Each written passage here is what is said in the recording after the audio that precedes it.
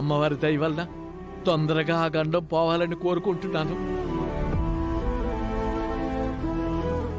కన్నబిడ్డ కళ్ళెదురుగానే ఉన్నా అమ్మా అని పిలిపించుకోలేకపోతున్నందుకు ఈ కన్న పేగు విలవిల్లాడిపోతుంది పూజారి గారు.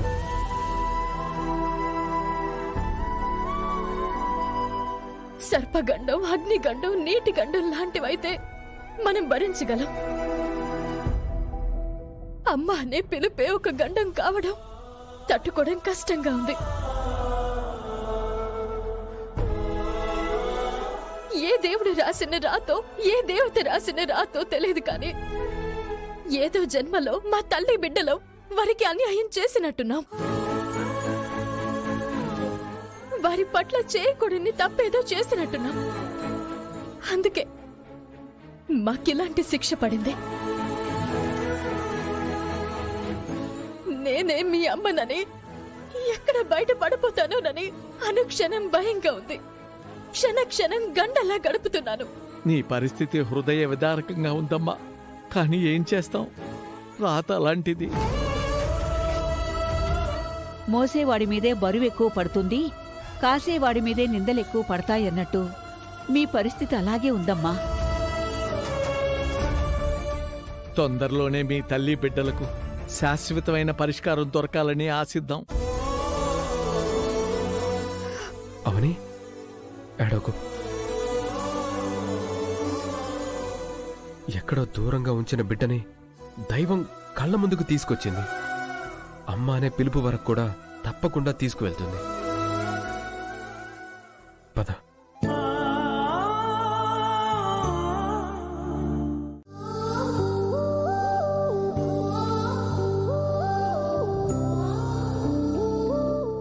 కూతురిని దూరం చేశావని కోపం వచ్చింది.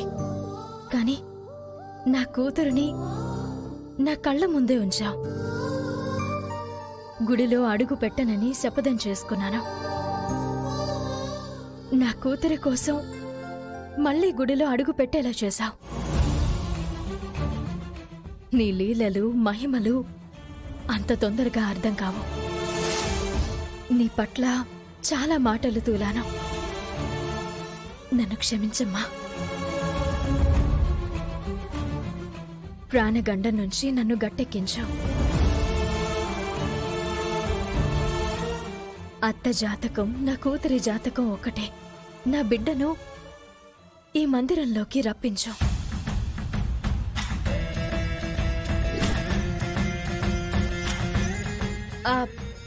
అక్షయ, అక్షయ, వస్తున్నాను మేడం.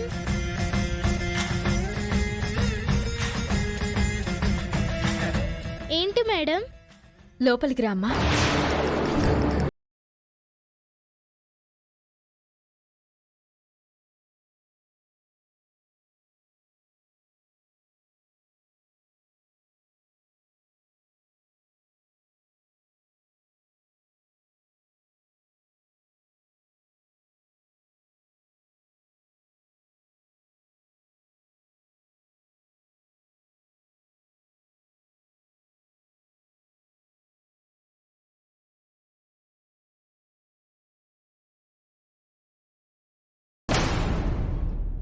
నీ ప్రాణానికి నా ప్రాణం అడ్డు.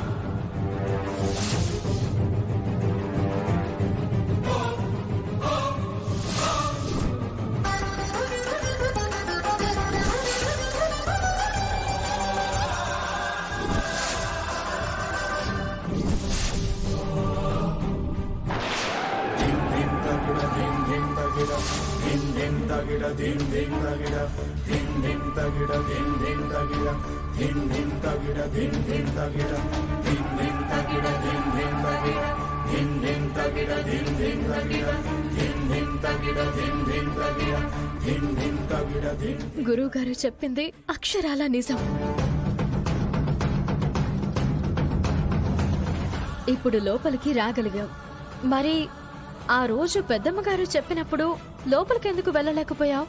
అంతకు ముందు 2 సార్లు ఈ గదిలోకొచ్చిన నేను ఆ రోజు మాత్రం ఎందుకు రాలేకపోయానో ఆ తర్వాత తెలిసింది మేడం.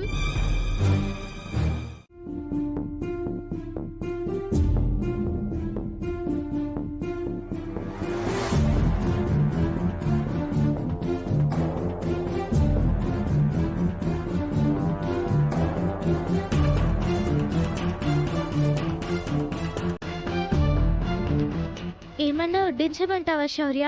ఏం అవసరం లేదు.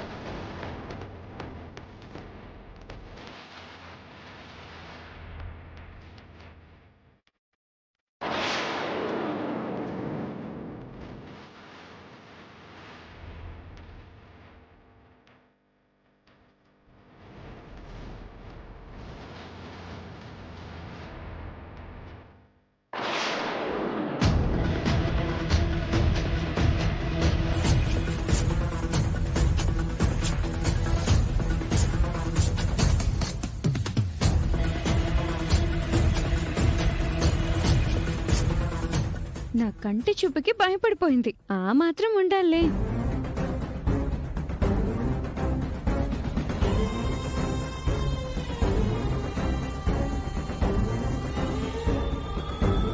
దానికదే కరెక్ట్ ప్లేస్.